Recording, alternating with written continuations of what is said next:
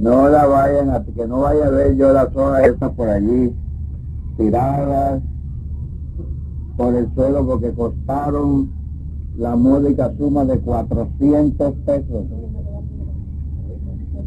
Entonces esto costó dinero. Cuídenla y guárdenla. Gloria a Dios. Como un hermano dijo que aquí apenas traje el esqueleto. A esto le vamos a poner carne, nervios y tendones. Gloria al Señor. Para ver si formamos un cuerpo de doctrina. Gloria al Señor. Todo a formar un cuerpo de doctrina. La Biblia habla de un cuerpo de doctrina. Y habla de sana doctrina también. Para algunos la doctrina no es interesante, pero la doctrina quiere decir enseñanza. Gloria a Dios. Y acuérdense que Jesús mandó a hacer discípulos en todas las naciones, después bautizar a los discípulos y después enseñándoles que guarden todas las cosas.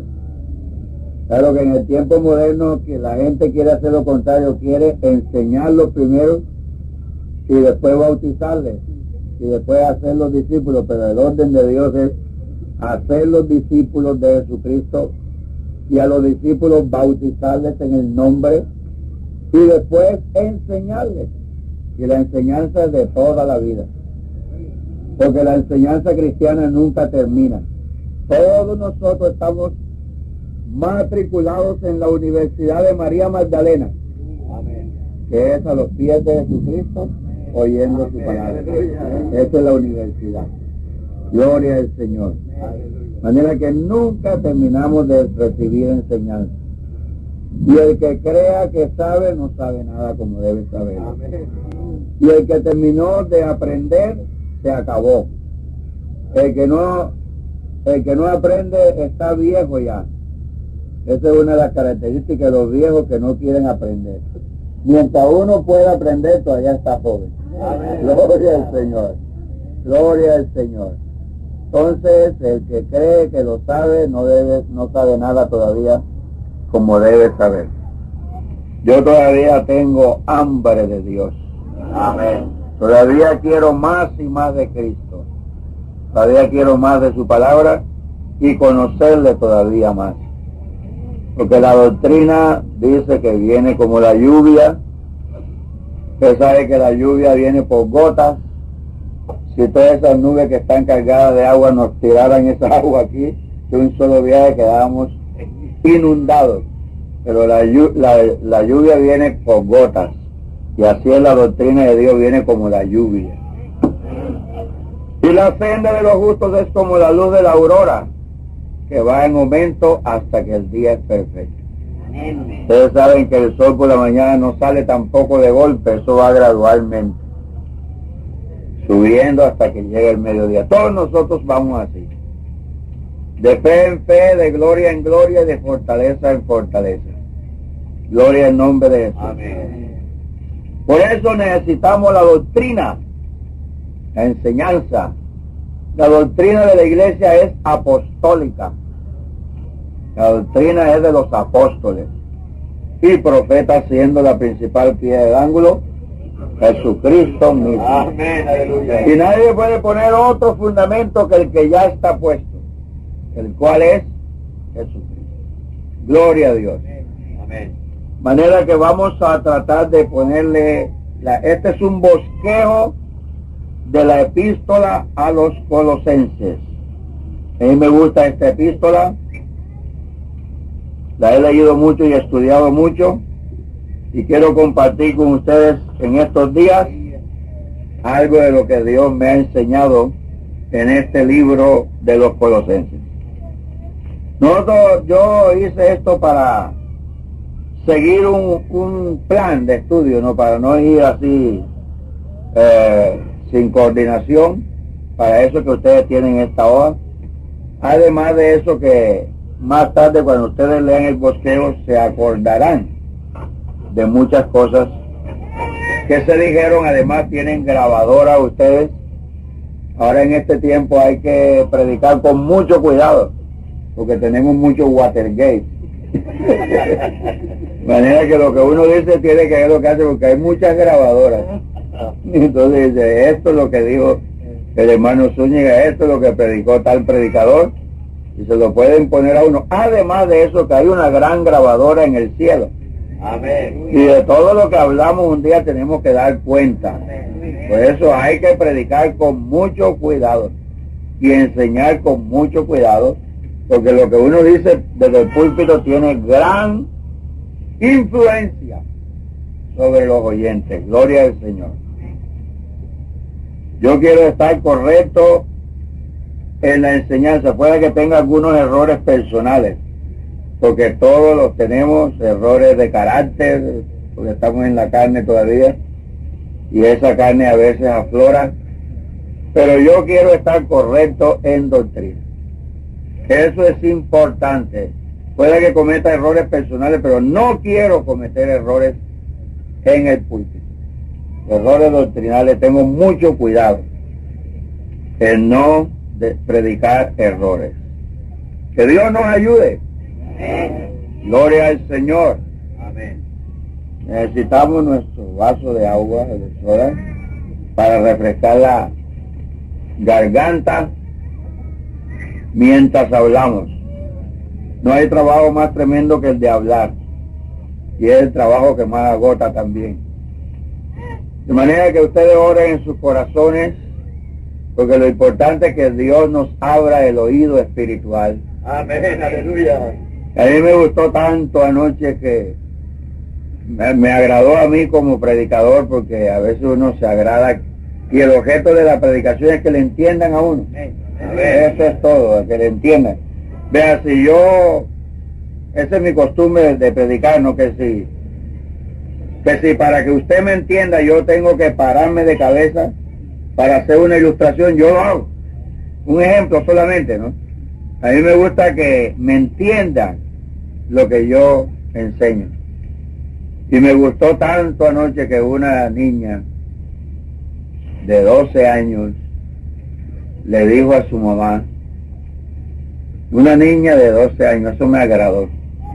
Dice, mamá, yo entendí anoche cuando el hermano Zúñiga dijo que donde él estaba sentado el vicepresidente de la iglesia. Dice, yo entendí cómo es que Dios está en Cristo. Y lo entendí clarito, gracias a Dios por eso. Y el que entiende eso no está lejos del reino de Dios, porque esa es la revelación cumbre. En esa revelación están escondidos todos los tesoros de la sabiduría y del conocimiento. Una vez estaba hablando yo con una señora, una familia trinitaria, hace años en Armenia, cuando era pastor, era de la iglesia presbiteriana, y me invitó un hermano para hablar con ellos acerca del nombre de Jesucristo y del bautismo. Naturalmente yo comencé a explicarle del nombre de Jesús y de un solo Dios, y ella como que no entendía, como que no le... Hasta que de repente Dios me guió al Evangelio de San Juan, capítulo 1, en el principio era el verbo. Ella estaba leyendo, yo le di a leer, en el principio era el verbo, y el verbo era con Dios, y el verbo era Dios. Ella estaba leyendo. Ahora le dije, por favor, salte al versículo 14. Entonces ella leyó, y aquel verbo, le dije, vuelva al versículo 1, ¿ese verbo quién era? Dice, el verbo era Dios. Y siguió leyendo, y aquel verbo, le dije que era Dios, fue hecho carne y habitó entre nosotros. Amén. Aleluya. Aleluya. Entonces a esa señora todavía está en Cali, siguiendo al Señor.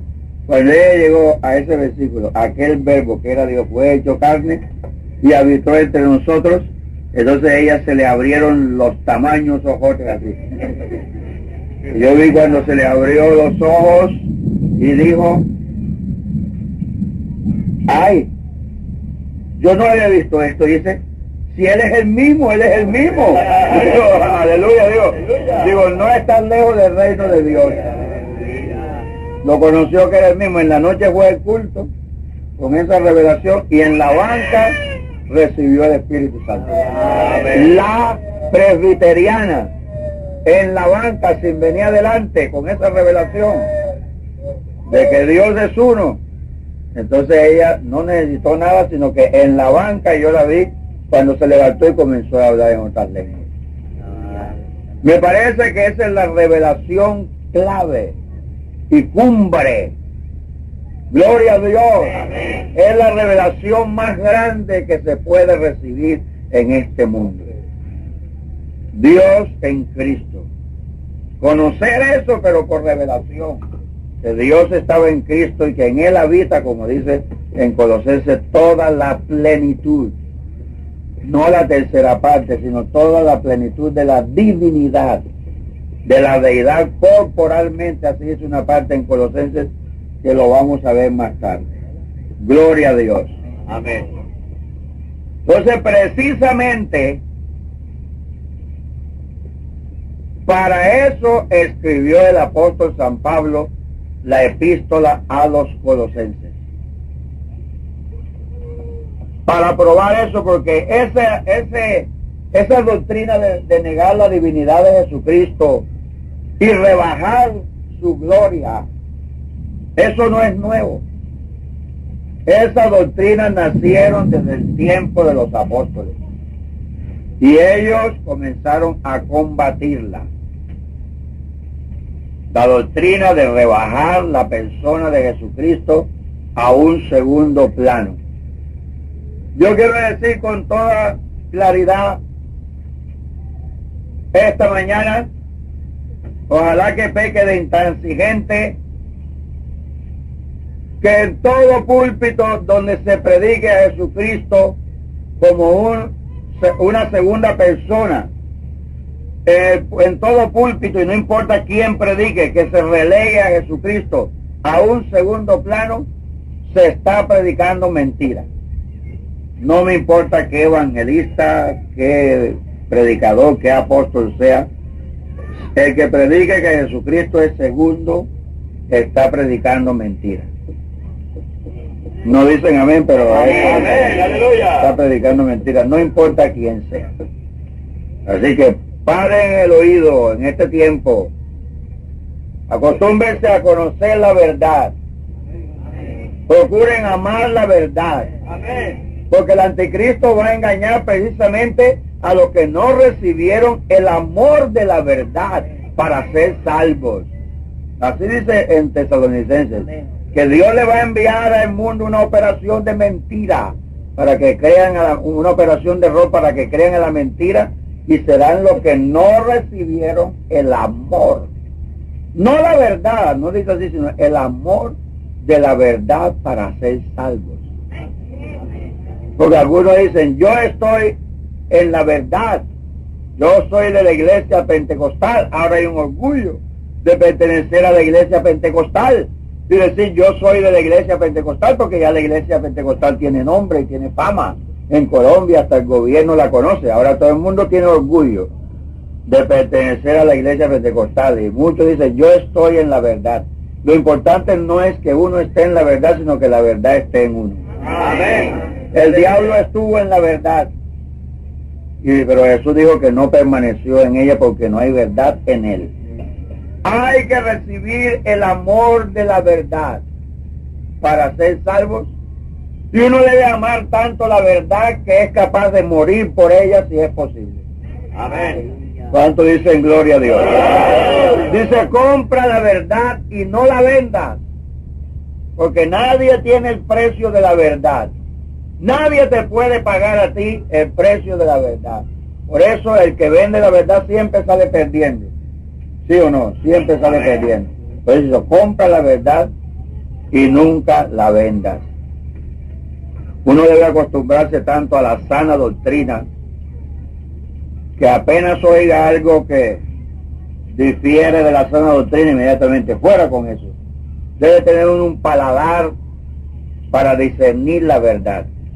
Yo me acuerdo una vez que estaba en un banco y yo vi una muchacha en el banco, en la caja, contando monedas de a 20, así las tenía regadas, y ella las contaba en esta forma así,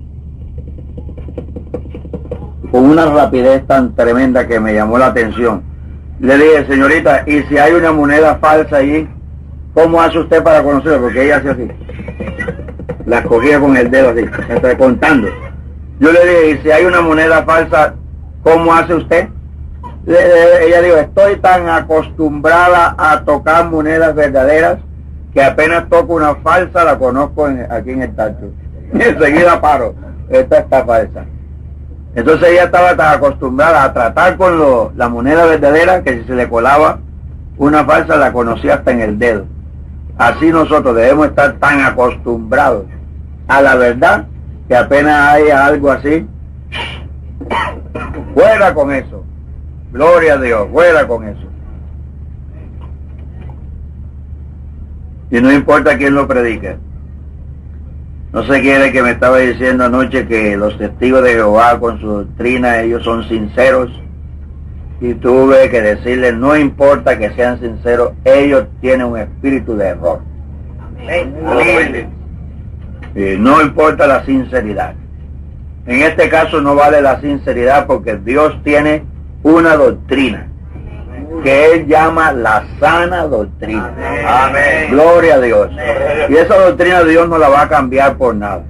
No importa la sinceridad cuando se está en el error. No importa ser sincero. Lo que hay es que amoldarse a la doctrina de Dios. Amén. Aleluya. Hermano, Él es Señor. O sea, el Señor es el que manda, el que gobierna, y con Dios no hay que discutir, sino sujetarse a lo que Dios manda. Amén. Muchos quieren discutir con Dios, pero con Dios no se discute, a Dios se le obedece. Amén. Porque Él es Señor. Aleluya, Él es Señor. Y el Señor es el que manda. Y nadie discute con uno que manda, y menos con Dios. Gloria al Señor. De manera que la epístola a los Colosenses, allí puse el escritor para que, aunque cuando todos lo saben, la escribió el apóstol Pablo. Ahí está el año en que él escribió, 60 a 64 después de Cristo. ¿Verdad? Es bueno conocer más o menos esos años. Porque el apóstol San Pablo, todos conocemos mucho de su vida de él. Él se convirtió, el apóstol San Pablo se convirtió más o menos, como en el año, Jesucristo fue crucificado en el año, porque se comienza a contar la era del nacimiento de Cristo, ¿no? Por eso dice 60 a 64 después de Cristo.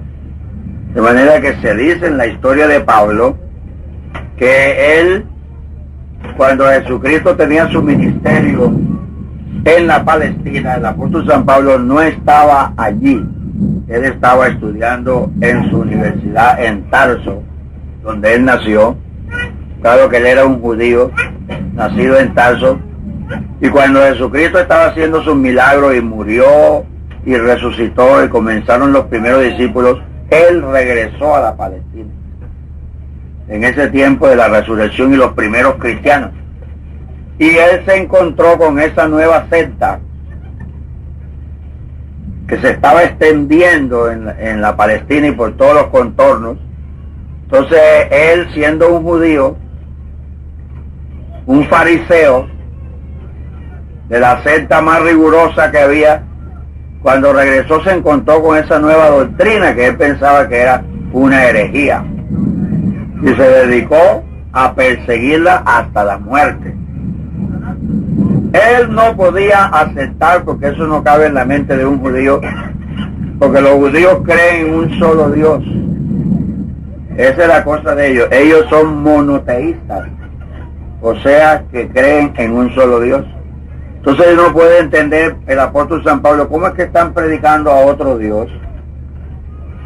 Y para él una ofensa que un hombre que fue crucificado, y él sabiendo que los crucificados eran malditos, porque la ley lo decía, ahora vienen una secta nueva que se levanta de que adorar como a Dios a un crucificado. Es una ofensa para él. Él no pudo soportar eso. Todos ustedes conocen la conversión de él, ¿verdad?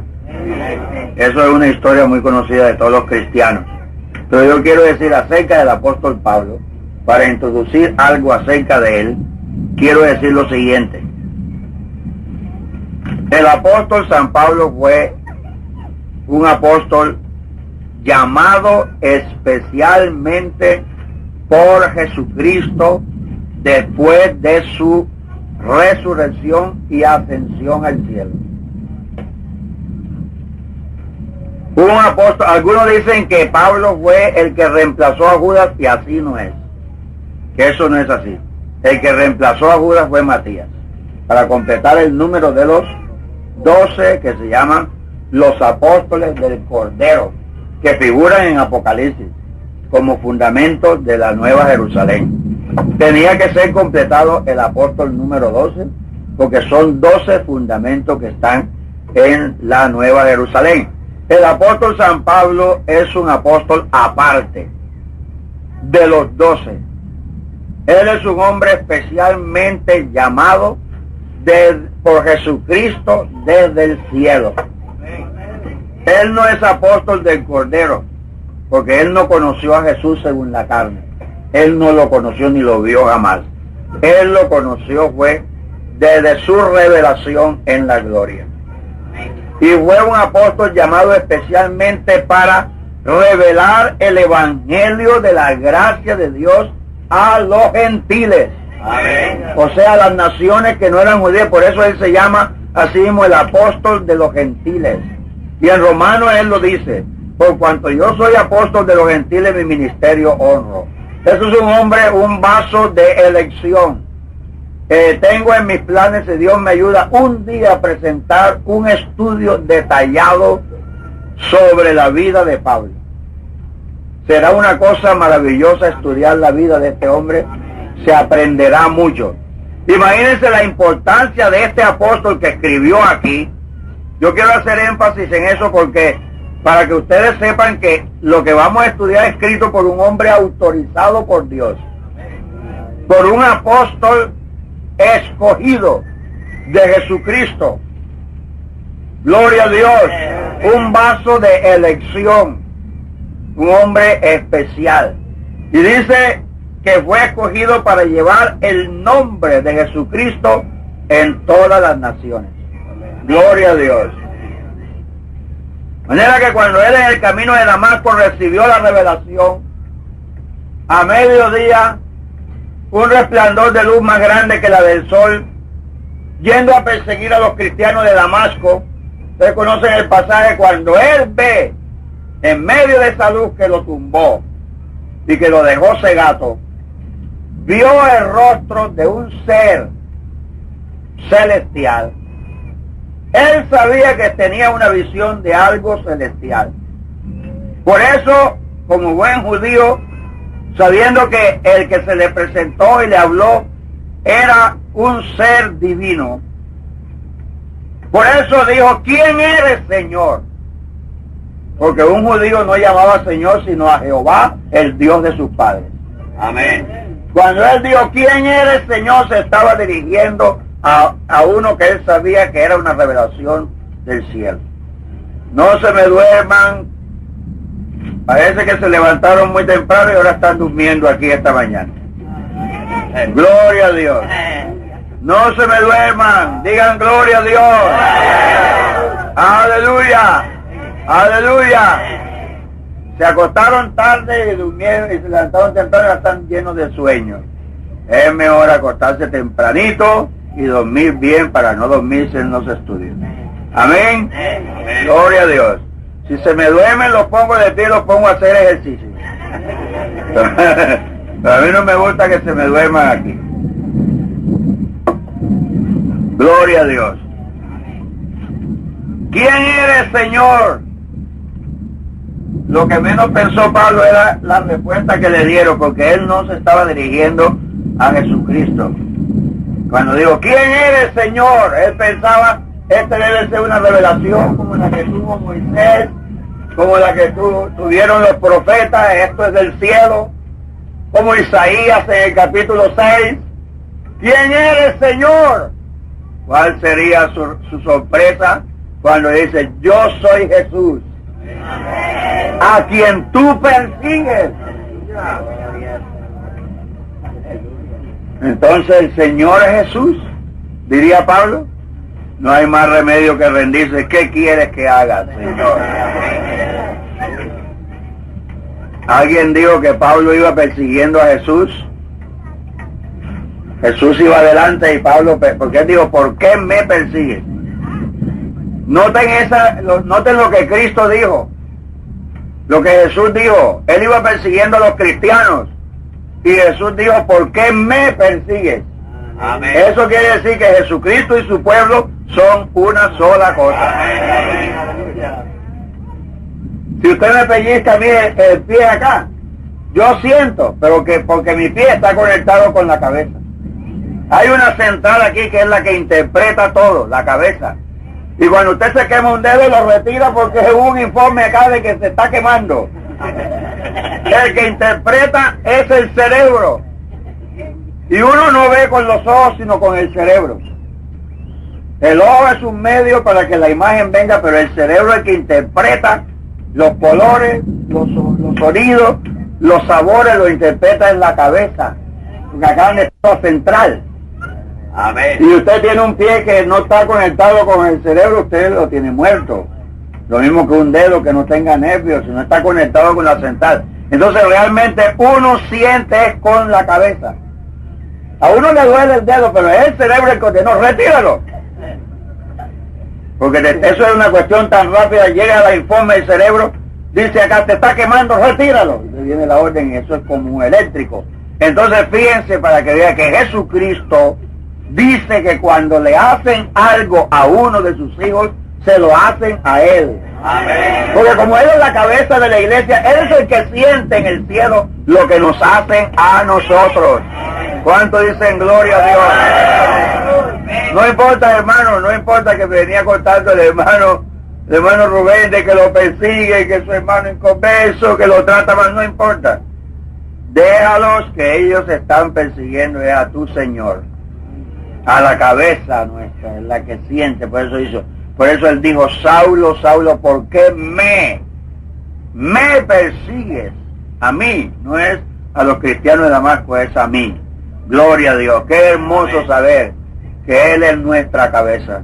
Eso lo vamos a ver más tarde en Colosenses, si Dios nos ayuda. Entonces este apóstol iba persiguiendo a Jesucristo, y Jesús iba adelante, y él persiguiéndolo. Un día Jesucristo encontró a Pablo y lo derribó. Y Jesús siguió, Pablo se levantó y siguió detrás de Cristo. Siguió detrás de él. ¿Qué quieres que haga, Señor? Dedicó toda su vida porque Pablo entendió como buen judío que Jesús no era otro Dios ni una herejía la que estaban predicando, sino que era la revelación final del Dios de Israel. Eso lo entendió Pablo clarito y él lo enseña. Gloria a Dios. Por eso él escribió la epístola esta. Después de su conversión, la escribió a la iglesia de Colosas, que era una ciudad de ¿dónde? Del Asia Menor, dice allí. Esa ciudad quedaba más o menos en lo que ahora es Turquía. El Asia Menor, por allí quedaba esa ciudad de Colosas. Ya no existe. Allí existió una iglesia. No la fundó el apóstol Pablo, sino la fundó otro hombre que se llamaba Epafras. Pero Pablo, donde quiera que oía que se levantaba una comunidad cristiana, como él era apóstol de los gentiles, él estaba interesado en mandarles doctrina. Gloria a Dios. Mire, hermano, esta es una carta tan importante, la carta a los Colosenses, que él dice al final que esa epístola fuera leída, después que ella la leyeran, se la pasaran a la iglesia de la Odisea. Él estaba interesado que la iglesia conocieran esta carta, que nosotros tenemos la fortuna de tenerla por delante en esta mañana. ¿Cuántos dicen amén? Gloria a Dios. Vamos aquí. Dice que el propósito por la cual escribió la carta esta, hay una cosa interesante aquí, hermanos, un consejo para los que piensan predicar, porque todo libro tiene su propósito. Cada escritor que escribió un libro, sobre todo en el Nuevo Testamento, lo escribió con un propósito, y eso ayuda mucho para la interpretación del libro. ¿Sabes? Por ejemplo, en los evangelios, como un ejemplo nada más, hay 4 evangelios: Mateo, Marcos, Lucas y Juan. ¿Por qué hay 4 evangelios? ¿Por qué no hay uno solo? Porque cada escritor de los evangelios tenía un propósito al escribir su evangelio. Por ejemplo, Mateo escribió con el propósito de probar de que Jesús de Nazaret era el Mesías prometido para Israel. Por eso es que Mateo, notan ustedes que él dice, y esto sucedió para que se cumpliera lo que dijo el profeta en tal parte, y esto sucedió para que se cumpliera lo que dijo el profeta. Él está escribiendo para que los hebreos por su evangelio llegaran a conocer que Jesús era el Mesías prometido a Israel, o sea que Jesús es el Cristo. Ese fue el propósito de Mateo. Y Marcos presenta a Jesús otro cuadro, otra presentación de Jesucristo como el siervo de Dios, como el siervo de Jehová. Por eso es que ven el evangelio de Marcos, que Marcos no pierde mucho tiempo en la genealogía de Jesucristo ni nada de eso, sino que siempre en Marcos Jesús está siempre trabajando. Y dice Marcos, después de esto, después sucedió. Es decir, en Marcos Jesucristo es el siervo de Jehová, moviéndose de un lugar a otro. Lucas escribió su evangelio para los griegos y presenta a Lucas a Jesús como el Hijo del Hombre, el hombre universal. Gloria al Señor. El hombre para los griegos, para todas las naciones. Por eso lo presenta como el Hijo del Hombre. Y San Juan escribió su evangelio con el propósito de probar que Jesús es el Hijo de Dios, y para que creyendo tengamos vida en su nombre. Gloria a Dios. De manera que conocer el propósito por el cual fue escrito un libro es interesante para poderlo interpretar. El principal motivo, dice aquí, que fue un mensaje de buena voluntad para exhortar y edificar a los creyentes, como Pablo siempre lo hacía. Pero el propósito especial de escribir esta epístola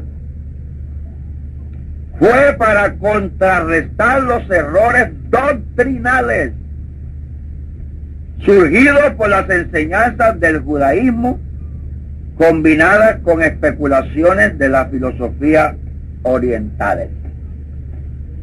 O sea que se había levantado ya en el tiempo de Pablo, y más en el de Juan, que anoche oyeron ustedes que fue el último apóstol que quedó, Juan.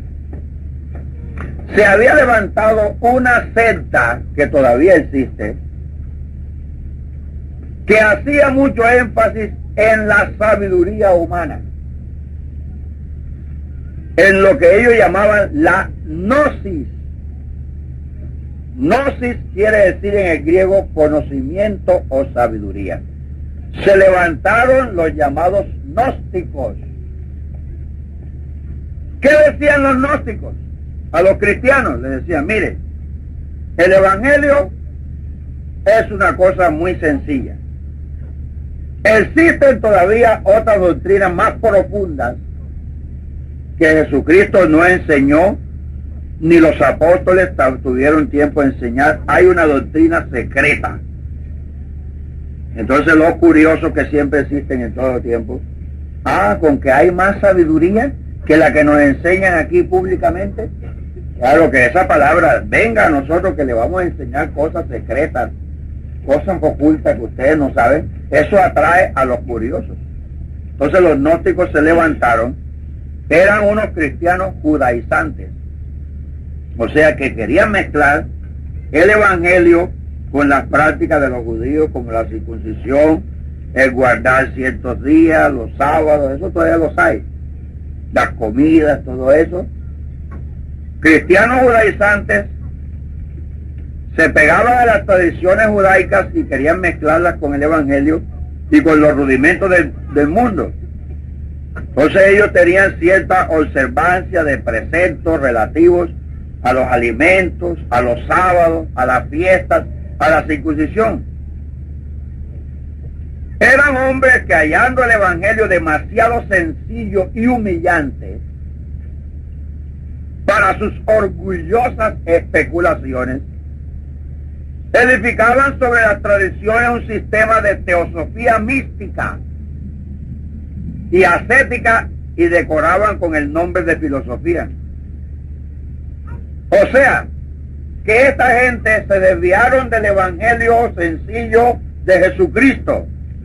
Porque esa es la cuestión del evangelio, que como el evangelio es tan sencillo, entonces hay gente que no se satisface con ese mensaje tan sencillo pero poderoso. Porque el evangelio es sencillo pero poderosísimo. Amén. Es el poder de Dios. Entonces hay gente que tiene una mentalidad tan exquisita que dice, no, eso es muy sencillo, nosotros necesitamos algo más sólido, algo más profundo. Entonces inventan ciertas doctrinas. Estos gnósticos eran mezclas de judíos con filosofías del oriente. Esto es importante conocerlo porque esas sectas existen todavía. Y desdichadamente hay cristianos que todavía caen en estas cosas y pentecostales que se desvían. En Pereira hay un hermano que era tan precioso que ahora está con los gnósticos. Esta gente gnóstica, repito, le dicen a los creyentes que ellos tienen unas cosas más profundas y ocultas que su pastor no le enseña. Vengan de nosotros que hay otras cosas más. Entonces los curiosos se van. Y en el fondo estos tales gnósticos, porque predican la gnosis o el conocimiento, tienen unas doctrinas inmorales. Porque ellos llevan todas las cosas del evangelio, ellos tienen la Biblia, les citan versículos a ustedes de que mire, esto se interpreta así y así. Y en el fondo los tales gnósticos son inmorales porque ellos todo lo llevan al sexo, a las prácticas sexuales. El hermano que yo digo, en Pereira, dejó a su legítima esposa y ahora tiene dizque una esposa que es su sacerdotisa. Fíjense lo peligroso que son estas doctrinas. Dejó a su legítima esposa con hijos y ahora vive con una muchacha que es la que ellos dicen que es su verdadera esposa según la gnosis. ¿Peligroso o no? ¿Serán esas doctrinas opuestas al evangelio, sí o no? Amén. No, yo quiero que digan amén, pero bien, eso con seguridad. Entonces, Pablo escribió esta epístola para combatir la gnosis. Por eso que ustedes ven que él hace énfasis, que dice que en Cristo están escondidos todos los tesoros, y más tarde dice que arraigados y fundados en él. Otro error de estos gnósticos era el siguiente. Los gnósticos decían, y todavía dicen,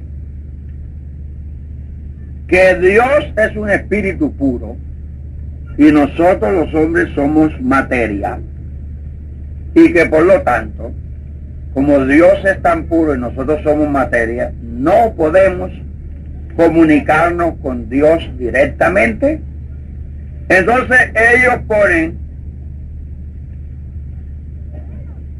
lo que se llama unos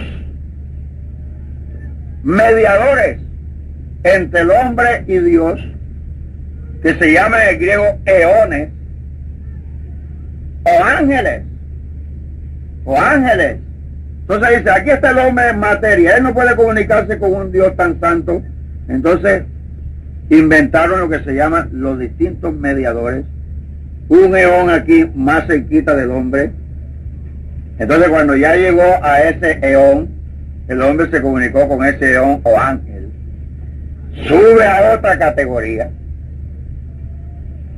Cuando ya llegó a esa otra categoría, sube a otra más superior, y así subiendo de eón en eón y de ángel en ángel. Fíjense esta doctrina tan perniciosa y peligrosa. Entonces se podía llegar al último eón. Oiga, atiendan por favor y dejen esa camioneta, que se me están extraviando, y más tarde van a decir que el hermano Zúñiga enseñó que hay varios eones.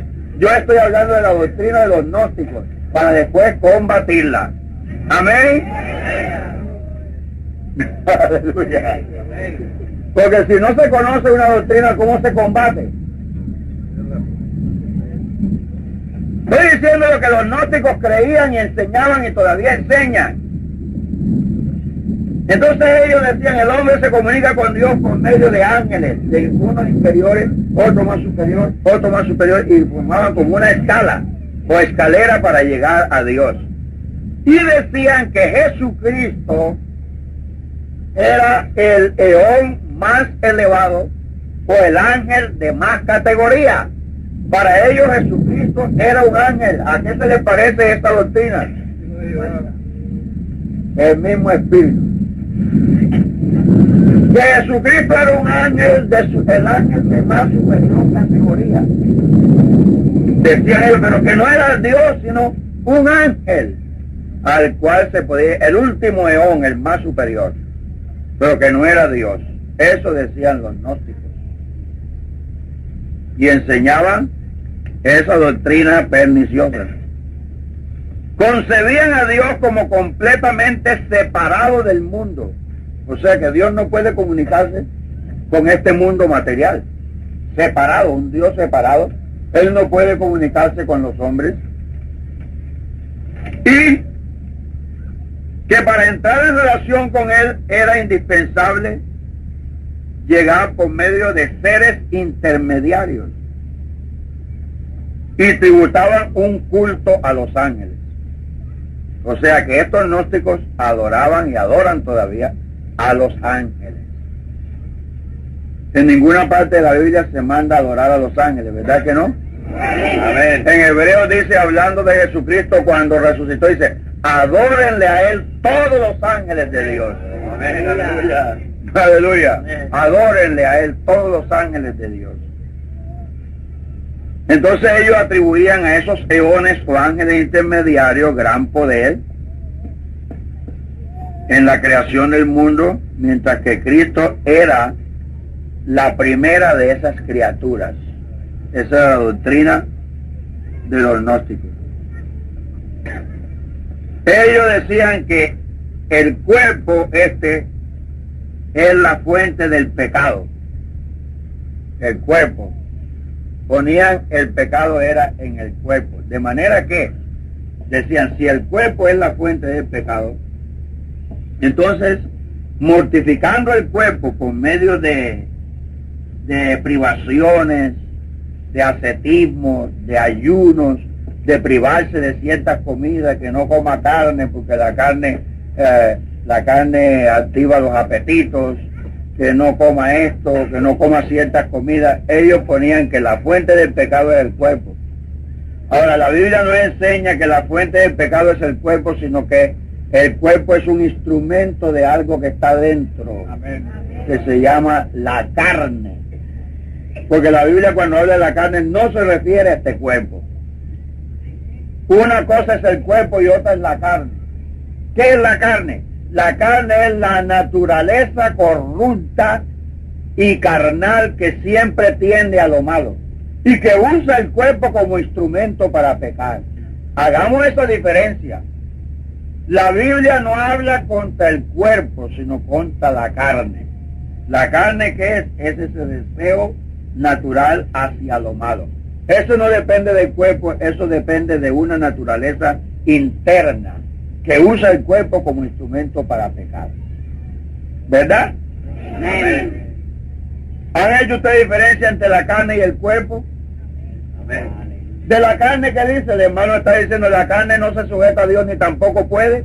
La carne no puede heredar el reino de Dios, pero del cuerpo dice que este cuerpo será redimido.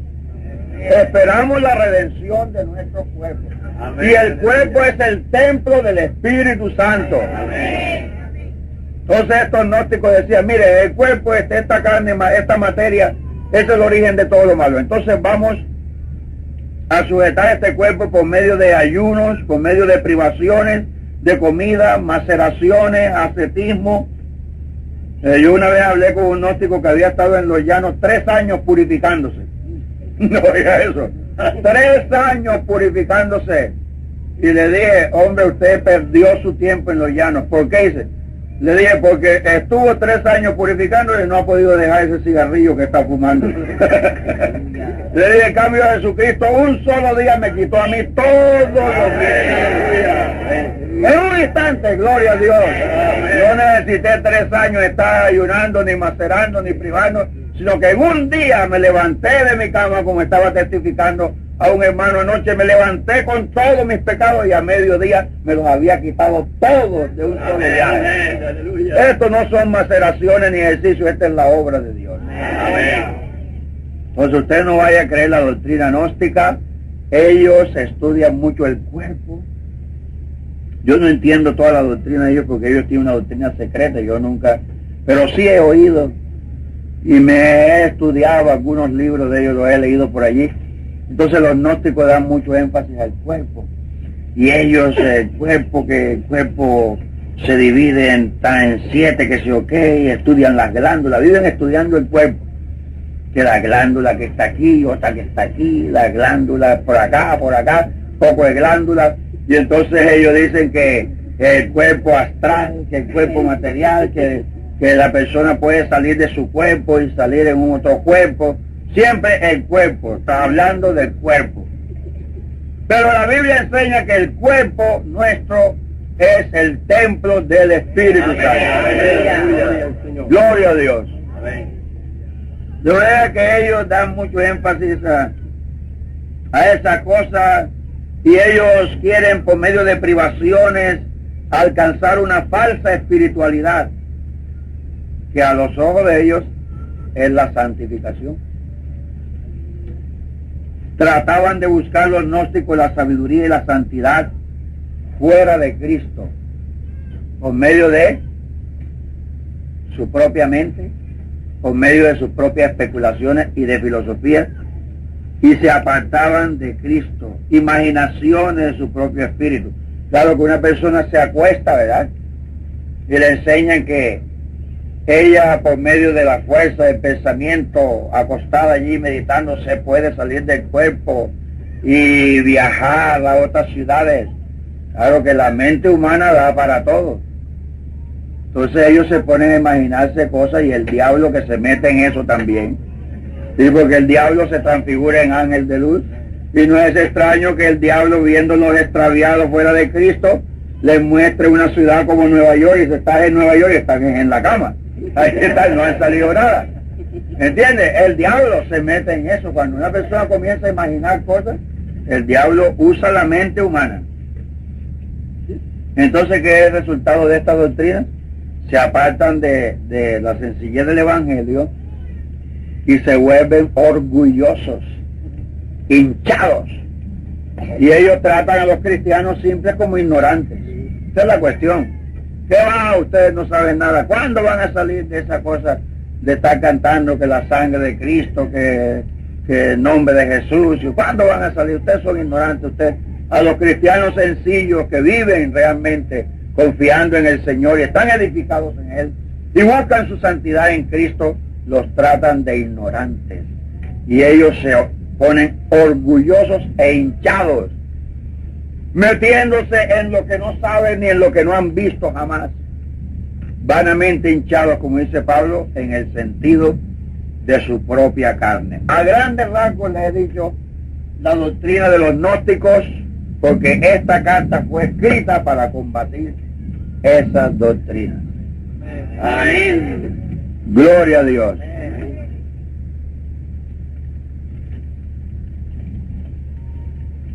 Vamos a entrar un momentico aquí porque vamos corriendo, porque yo creo que este tiempo no va a alcanzar. Y oren por mí para que Dios me dé fuerza para terminar esta tarea. Yo le dije a los hermanos en Cali, voy para la costa, pero no voy de turista, voy a trabajar. Esto no es turismo. Gloria a Dios. ¿Tienen su bosquejo a la mano? Amén. Si la necesitan. Sí. ¿Tienen su bosquejo en la mano? A la mano. Bueno. Dice aquí que Colosenses se debe estudiar con relación a Efesios. De manera que cuando estén estudiando Colosenses siempre compárenlo con Efesios, que tiene mucho parecido la epístola a Efesios. Solamente que la diferencia con Efesios es que en Efesios, ¿qué se enfatiza? No, el cuerpo de Cristo. Mientras que en Colosenses es Cristo cabeza de la iglesia. En Colosenses presenta la doctrina de la iglesia como el cuerpo de Cristo. Ese es Efesios. Cuando estudian Efesios, Pablo habla de la iglesia como una unidad. Pero en Colosenses el mensaje es un poco diferente, porque allí pone a Cristo como cabeza de la iglesia. ¿Está bien eso? Muy bien. Gloria a Dios. Ahora entramos en la sinopsis, o sea, la división en sí de la epístola, y dice que la podemos dividir para estudio. Pues aquí no está dividida así, pero para el estudio la dividimos en ¿cuántas partes? 6. Hay una primera parte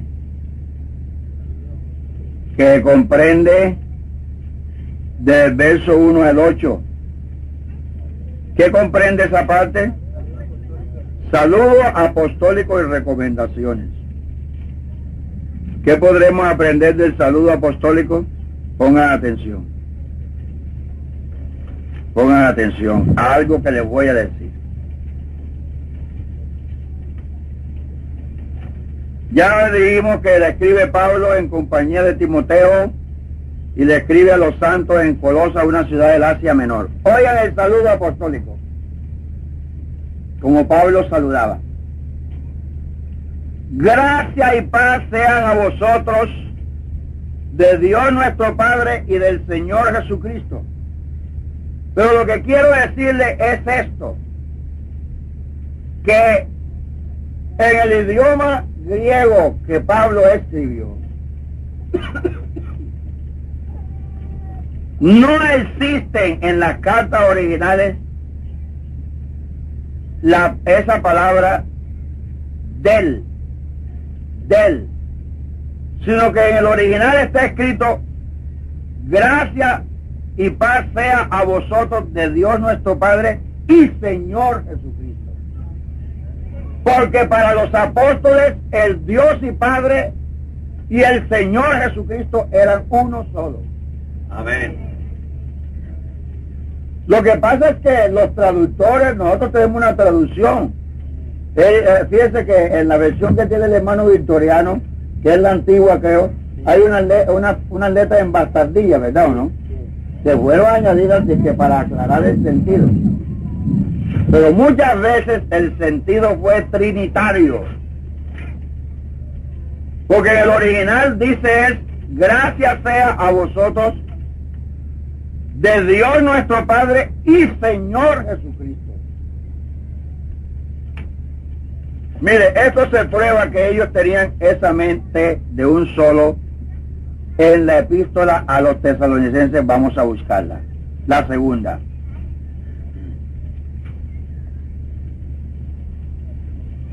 Segunda la tienen de Tesalonicenses, allá el Antico. Gloria a Dios. Capítulo 2. Este asunto aquí, Biblia en mano. Biblia, hermano.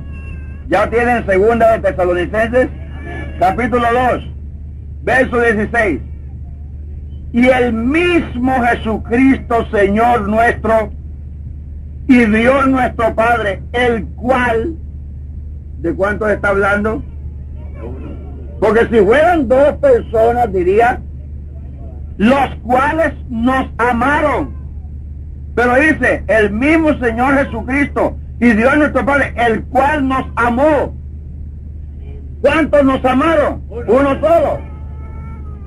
Entonces se ve que aquí no hace diferencia entre el Dios nuestro Padre y el Señor Jesucristo, el cual nos amó y nos dio consolación eterna y buena esperanza por gracia, conforte. El Dios nuestro Padre y el Señor Jesucristo son uno solo, está hablando en singular. Conforte vuestros corazones y os confirme. Porque si fueran dos personas, hermano, él diría en plural aquí, ¿verdad? Es que eso es lo que no se entiende. Y de la misma manera que no se entiende que aquí está hablando de uno solo, tampoco se entiende el bautismo en el nombre del Padre y del Hijo y del Espíritu Santo, que ha sido el versículo que han cogido para torcer la Escritura, y hacen énfasis en las palabras Padre, Hijo y Espíritu Santo, y se desviaron del propósito de que Él mandó bautizar en el nombre. Y no se debe fijar la atención en las palabras Padre, Hijo y Espíritu, porque son títulos de la misma divinidad u oficios, y el énfasis lo puso Él en el nombre. Amén. De manera que el que va a bautizar debe averiguar primero cuál es ese nombre del Padre y bautizar en ese nombre. Porque los que bautizan a los candidatos diciendo yo te bautizo en el nombre del Padre y del Hijo y del Espíritu Santo, yo digo con todo el respeto, ellos los que bautizaron así estando equivocados, engañaron a los candidatos, porque les prometieron bautizarlos en el nombre del Padre y del Hijo y del Espíritu Santo, y no lo hicieron. A la hora de la verdad no lo hicieron, porque ellos debieron tener revelación de cuál es ese nombre y usar el nombre del Padre. Amén. Porque fuimos mandados a bautizar en un nombre, y hay que averiguar cuál es ese nombre primero para meterse a bautizar. Es una cuestión delicada a un ministro bautizar, y no debe hacerlo con tanta ignorancia.